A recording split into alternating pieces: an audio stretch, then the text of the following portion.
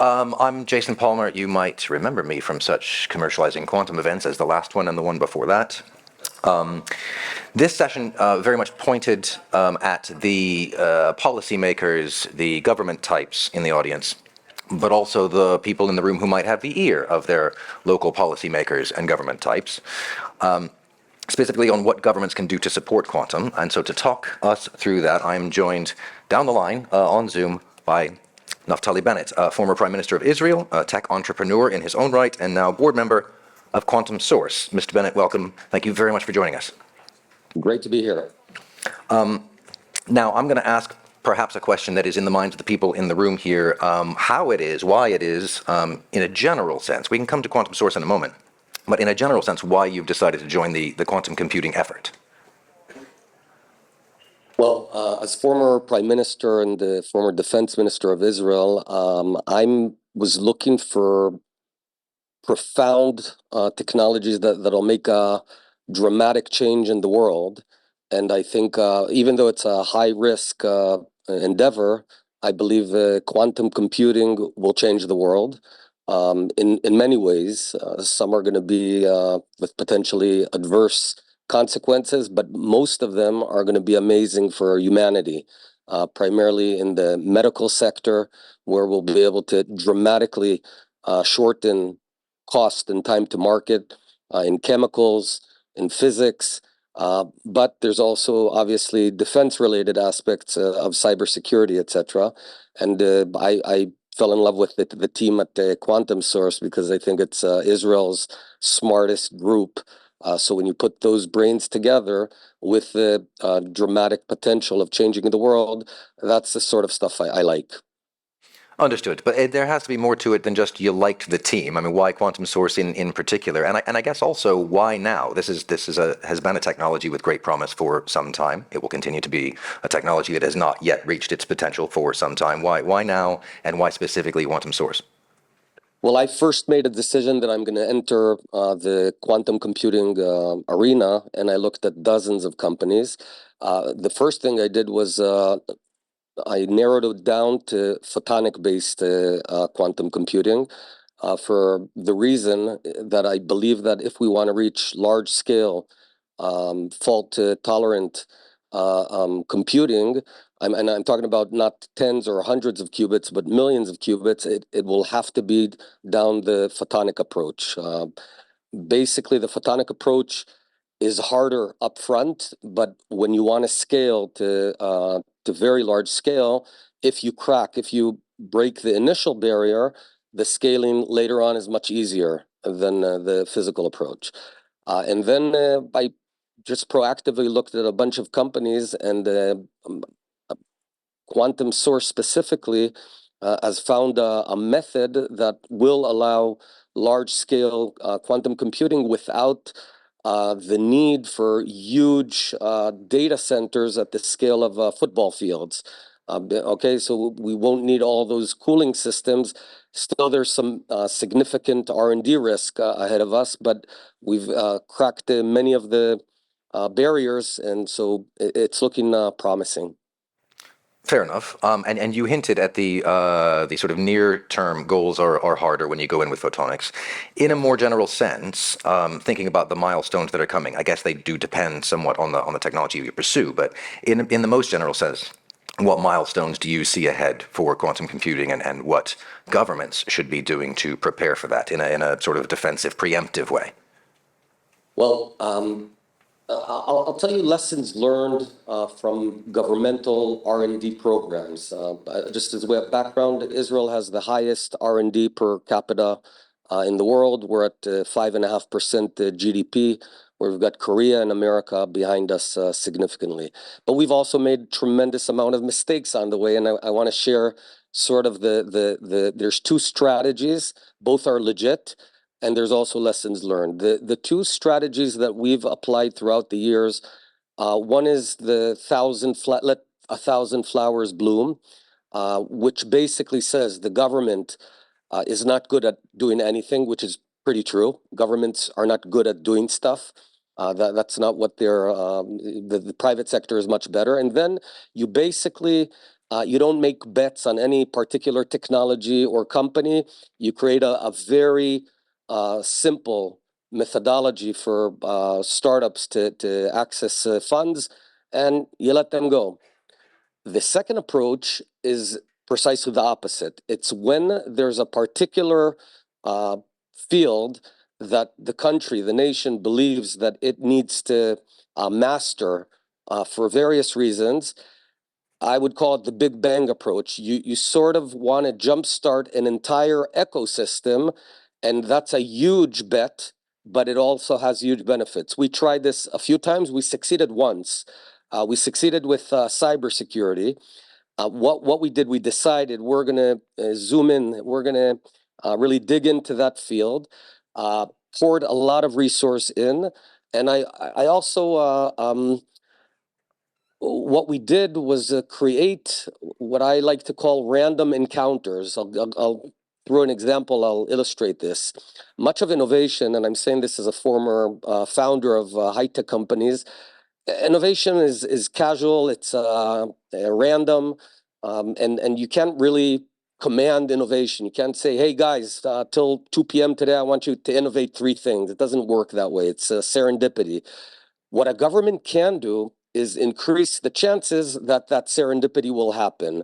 And it's primarily by connecting people from different fields. So in cybersecurity, as way of example, we created a park, science park, a technology park, and we brought in private sector startups, military folks, academia was next to the Ben Gurion University, and VCs. And I call it the casual lunch, where you have a 21-year-old officer in intelligence unit, she's sitting down with a professor and associate VC. Good things happen at lunch, and that's how the best inventions happen. Particularly in cybersecurity, it did succeed, and Israel is about 50% of the entire market is from Israeli companies. But we've also failed on this. In terms of lessons learned, I'll just share with you, I guess, big mistakes. What governments need to not do is think that they can mentor or help develop companies. Governments do not know how to do it because the best people in the country don't usually go to the public sector, they go to private sector. So the best approach is to get out of the way. And I call it radical generosity. The idea is, if the government wants this sort of thing to bloom, to succeed, just give them money and get out of the way. In simple terms, don't have strings attached. Don't put in IP restrictions. Don't limit publications. Make it easy, and know that in many cases the money will not return. Don't share the upside. Don't ask for equity in the company. So those, I would say, are the biggest lessons learned. Okay, the what governments shouldn't do part seems relatively clear here, and there's a little bit of tension, I guess, between the thousand flowers approach and the Big Bang approach that you described. But when you have a big tech, a promising tech you want to bet on, it's got to be more than just access to funds or throwing the funds at the problem and setting up like mixer lunches for clever people. There's got to be more to it. Give the audience here some pointers on things like, I don't know, centers of excellence, right, is one thing, I suppose, but like no one country can do it alone, right? There's an international element of kind of all of this. What are your views in concrete terms on policies outside of getting people together and footing the bill for lunch? Well, you want to map out the entire ecosystem, which starts in deep science, deep research, and academia. And there, in many cases, you need to create an infrastructure that no institution alone, or certainly no scientist alone, can fund and support. They just won't get you're talking about big resources. So that's one area, and to try and make it a shared resource for the various universities. We've done that a few times. The second thing is, especially with quantum computing, given that right now, to the best of my knowledge, there's no real commercial application in use in scale of the quantum advantage because it's not there yet. You want to prepare the infrastructure for the moment it will be there. And once quantum computing, breaks the initial barrier of quantum advantage, perhaps in 2, 3, or 4 years, and we're all rooting for all of the companies here, you don't then want to begin training people how to use it. You want to prepare them in advance. Think of those car races where the car stops at the side and everyone jumps on it, and within seconds the race car can continue. You want to prepare the team to know and the people how to use it, even though it's not there yet. And there's a plethora of companies, by the way, today who are already developing operating systems based on for quantum computing, even though the quantum computer does not fully exist. But by doing that, you're preparing the cadre of the future. So we don't need then to ramp up. And finally, as I said, radical generosity policy is the best. I know it's very difficult for governments fiscally to spend money, and in many cases they're asked, well, I don't understand, why are we betting and only the entrepreneurs will succeed and the investors, if they succeed, we don't get a return. Obviously, that's not correct. We get a huge return in our GDP, in our global standing, and even though it's not a direct return on the money, it's a worthwhile investment. So with all that in mind, just on that last point, and I'm sorry if this is tedious, but where do you stand on public-private partnerships, where a lot of this stuff is going in a lot of jurisdictions? Definitely, that's, I think at the point we are in quantum computing is precisely that. Given that, the academia is already all over this, now the big breakthroughs will be in the private sector. However, the private sector, from a VC approach, a venture capital approach, the risk is incredibly high. I mean, these are huge bets in capital, and therefore we are seeing money flow in, and not insignificant money, but not enough. And a government can dramatically reduce that risk by matching type programs. So $1 of investment, the government say will put in its own dollar, but again, it won't share the upside. So from a VC perspective, you get 2x on the investments. Sort of what Quantum PsiQuantum and Australia did. I think that's a very audacious approach. I know the Australian government is taking heat for why'd you choose this and why'd you choose that, but you got to take big bets and audacious bets, and I fully support that sort of approach. Okay, at the mention of Australia, I suppose one thing I'd want to ask, we've covered quite a lot of ground on what governments can do. Last question then, and you're not allowed to respond, Israel. What countries are getting the full package right? The funding, the regulatory environment, the talent pipeline, the whole business. Who impresses you? A very good question. By the way, Israel is not there enough in the quantum space. No, Go on. and we need to speed up. So we're behind from a governmental standpoint.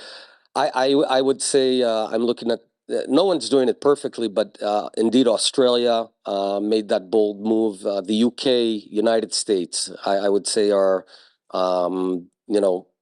fairly invested in this. Okay, and sort of ticking all the boxes you mentioned before in terms of getting the whole thing right, ready, early, I guess, is the main question here. That's right. Look. In many cases, and I've been in the private sector, then in the public sector. There's tremendous amount of criticism. Why should a government invest in this? Why? Why not let the private sector do it? Generally speaking, there's validity to that. However, I would say in certain fields where there's a huge advantage for the early movers, it's vital for countries to do it. Quantum computing is one of those places. For example, just from a straight security point, the countries that will have access to quantum computing, large-scale fault-tolerant quantum computing, will have a decisive advantage in cybersecurity and decoding, etc. And that'll be very limited, at least for the first few years. So it's going to be a limited resource. There's other fields where there's not limited resource. Okay, for example, solar panels or solar technology, which is great, it's important, but once any company in the world cracks it, anyone can buy a solar panel. Here, for the foreseeable future, the next decade or two, there's going to be a huge interim advantage to whoever cracks this. And that's one reason governments cannot sit on their hands. And the other is just the scope of investment is so big that usually private companies, except for the Googles and the Metas of the world, simply can't afford it. Right, understood. Mr. Bennett, thank you very much for your time. Let's thank Mr. Bennett. Thank you.